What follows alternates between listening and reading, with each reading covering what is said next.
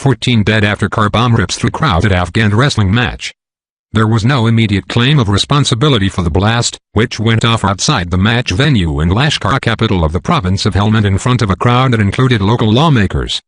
The attack, which followed a suicide blast in Kabul on Wednesday that was claimed by the Islamic State group, underlined the continued threat of violence across much of Afghanistan with the approach of spring, when fighting tends to pick up.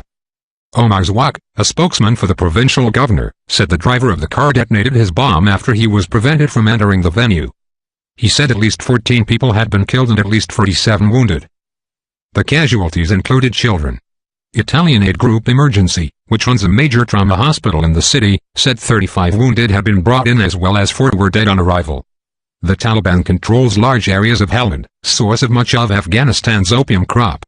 But government forces, backed by heavy U.S. airstrikes, have succeeded in preventing LASHKAR GAH from falling and have made advances in some districts.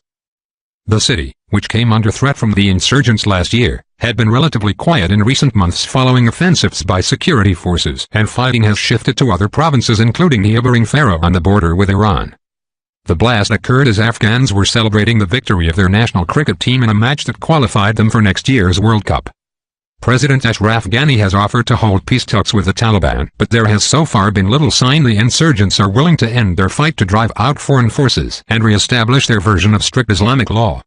Separately, Afghan special forces arrested a French woman among a group of IS fighters captured in the northern province of Ozjan, an official from the National Directorate of Security said.